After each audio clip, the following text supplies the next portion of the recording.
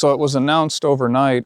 I think I saw the news feeds about how President Trump, how he's going to end the civilization in Iran, nuke Iran, use a nuclear weapon. We haven't used nuclear weapons. The world hasn't used nuclear weapons since August 1945, Nagasaki and Hiroshima in Japan, to end World War II.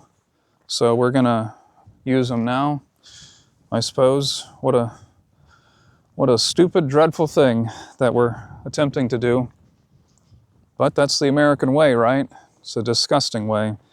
Anyway, this is nothing new with regard to American diplomacy and then foreign policy. You have, in the last 81 years, since 1945, the end of World War II, you have effectively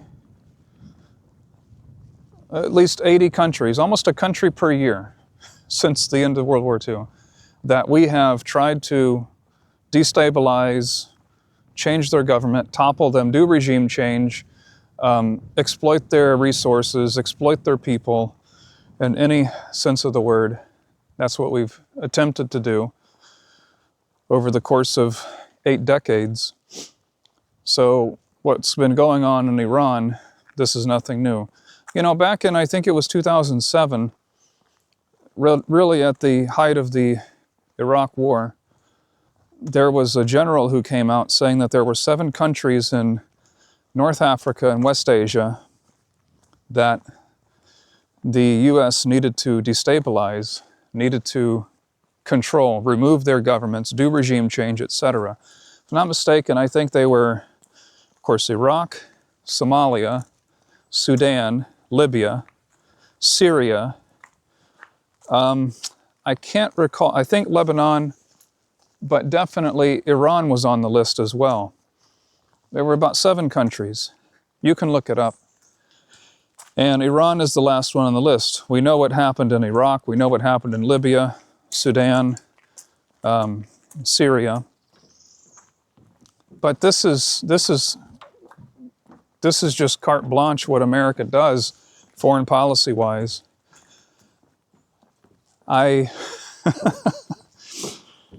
It's a sad time that we're living in, when the people that are at the helm of government and have the controls for with the nuclear power, that this is what they're doing.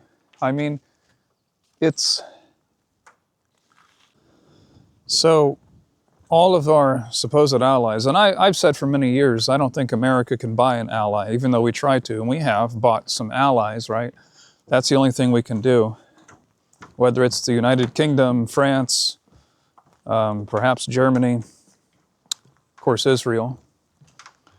Israel is our seemingly only friend and ally. Of course, both of us are spearheading the attack on ancient Persia. So, but the rest of the world, I think if this strike happens tonight, this nuclear attack, that billionaire Trump, the idiot, is espousing and wanting to do, it's going to turn us into the United States into a pariah, and rightfully so. And there should not be a single country on earth that would align with America, period. I know that some of the European allies had said that they're not participating in this. They're not going to try and take the Persian Gulf. They're not going to try and open up the Strait of Hormuz. Iran has a right to do Iran has the right to do what they did in closing the Strait of Hormuz, or opening it only to countries that they're partnered with and who aren't trying to attack them, and as the infamous president says, bomb them out of existence, just end their civilization.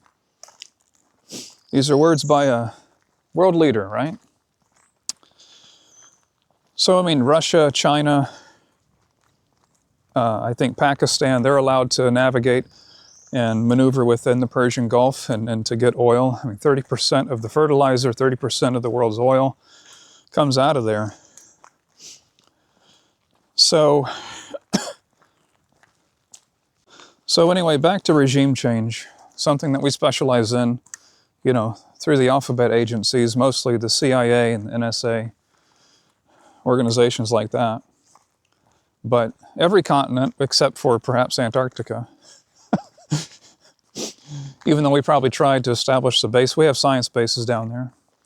But every continent we have wanted to maintain control of, every sphere, anything that we can utilize the resources, continue to be the global hegemonic power, as we have been for 8 decades, but it is obviously waning.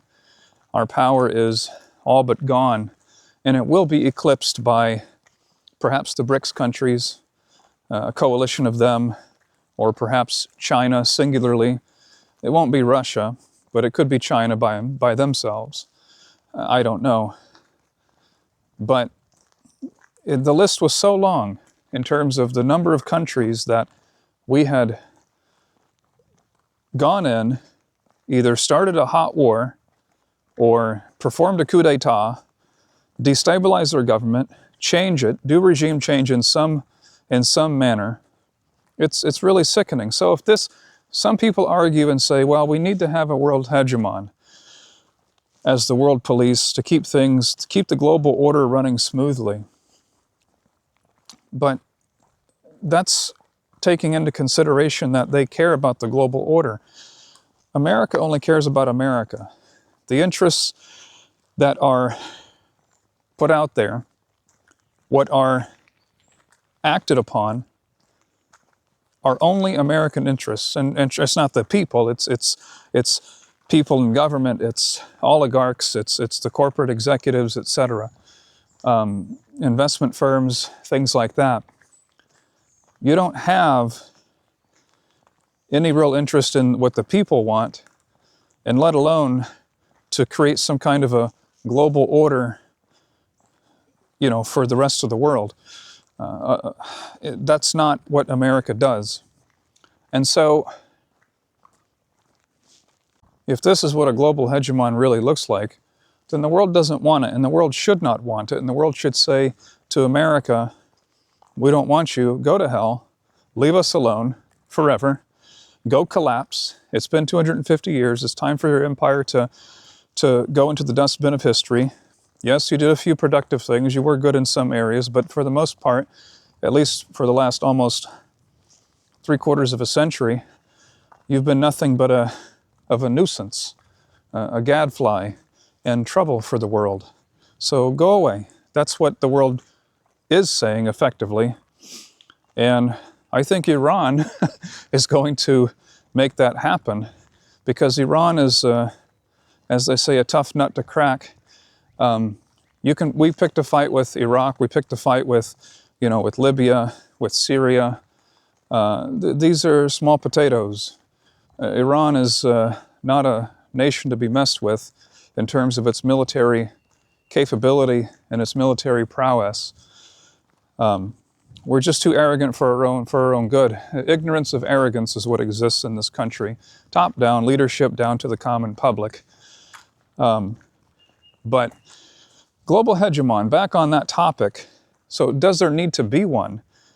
I don't think so. And I think that BRICS and the Shanghai Coalition, if you look back in the late 90s, China had developed this with several other countries. And I think the key word here is cooperation. China, countries of Asia, some countries within Europe and Africa, they understand the idea of cooperation over competition. America only sees competition, and they want to dominate. I mean, the definition of hegemon is having this kind of control, but you can have hegemonic control where you're not basically sweeping everybody under the rug, carpet bombing, things of this nature. It's not something that needs to happen whatsoever in order to maintain global stability and peace. But the naysayers will say, well, we need to have a global hegemon But if it acts in the American way, the world doesn't need something like that. The world needs cooperation. It doesn't need competition. Competition is good in some senses, but competition over the last 80 plus years has meant exploitation of resources, exploitation of people, mostly from the third world. And so that's been our prerogative, that's been what we've done. Perhaps a better phrasing would be a collection of, say, global hegemons, such as perhaps China, Russia, Iran, Pakistan, India, and to where they seek that cooperation through trade partnerships, through commerce, both in the real marketplace, but also digitally. And I think they're forming that quite well. I've been to East Asia. I've never been to China. I'd like to go one day. But from from the YouTube videos of people that have lived there and other people I've met who are Chinese people who living in other parts of the world, China's booming. Its economy is not quite at number one yet, but it's going to be there within the next probably quarter century for sure. And I think they got the right track. Say what you want about the CCP, the government, which is perhaps in some ways restrictive, this and that, but there's order. There's order, there's discipline. From what I can gather, I've never been to China, so I'm speaking somewhat as an outsider, but the way that they cooperate with other nations, as it's been said, a high tide raises all boats. China sees that. So if they build this railway in Southeast Asia, which they did out of Thailand, going through Laos, all the way to Kunming, China, they are advancing the infrastructure and capabilities within that country and helping that country. And they're also helping themselves. Every country in the world, since time immemorial, every country has their own interests at heart. Let's be clear, every country. I think the major difference, as I was speaking, the major difference is, well, before I get there, every country has their own national interests. I just said that. I don't mean to repeat. But I think the major difference is in the time we're living right now, in that this is truly a globalized economy. It is so interconnected.